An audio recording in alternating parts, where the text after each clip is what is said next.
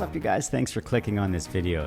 This is another diabetic callus that we saw in the office, and again, it's crucial that patients get treated for this because these calluses can end up infected, and this particular one was on the verge of infection.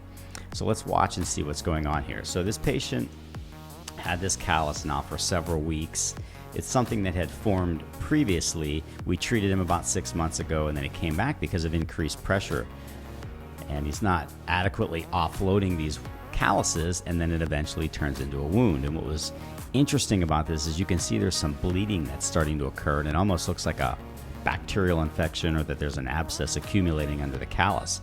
And that is something that can happen. So if you're starting to see this happen on your foot, if you're getting that callus and you're diabetic and you're ignoring it, please don't, because this can turn into a severe bacterial infection. And you're going to see here, when we get this callus off, there's these two small dots underneath the callus. And I was concerned that there was an abscess tracking it, and that's why I'm squeezing it there. We want to see if there's any pus coming out of it, because there could be something that's deep going into the inner space. So when we're treating these, we're trying to remove as much of the callus as possible. You can see I'm shaving down the callus that's around the perimeter of this. And again, I'm back on those small dots because I want to make sure that there's nothing hiding out in there. You'll see I'm pushing again and squeezing, because if there is pus or in a collection of fluid in there, we need to get that out of there. Sometimes we'll probe it. I'm not doing it now, but we'll use a cotton-tipped applicator and we'll try to probe into those holes. I could tell in this particular case that there wasn't anything going on there. And I'm trying to remove all of that dead tissue or buildup of callus that's present there.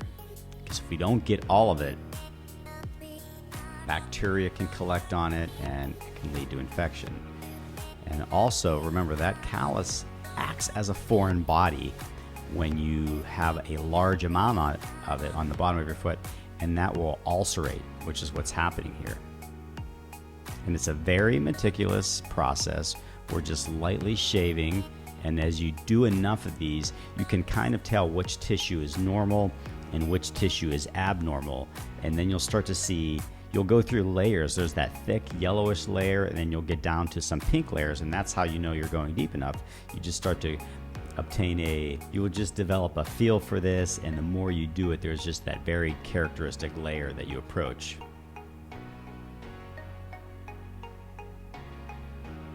And I'm taking my time going through each layer, and you can see once we start to get to that bleeding, now we know we're deep enough and we don't want to go beyond that depth.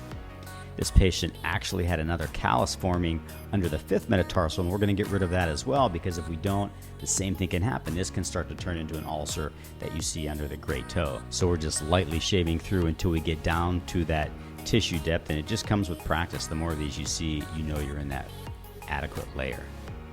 And surprisingly, look what's on the other foot, the same thing starting. So we want to make sure we're inspecting both feet, because if there's calluses on one foot, they're probably happening on the other foot as well. This side is not as bad. What reason? There could be a number of reasons. It could be that the patient is more dominant on the left foot, more so than the right. You can see they're also present again under the 5th metatarsal on this right foot. So thanks for clicking on this video. If you have any questions, drop them in the comment section below. If there are any particular videos you'd like to see, or there's any foot conditions that you want to see, or surgeries that I perform, drop them in the comment section below. Please make sure to hit the like and subscribe button and keep your notifications turned on for more videos I'll be releasing in the future. We'll see you soon.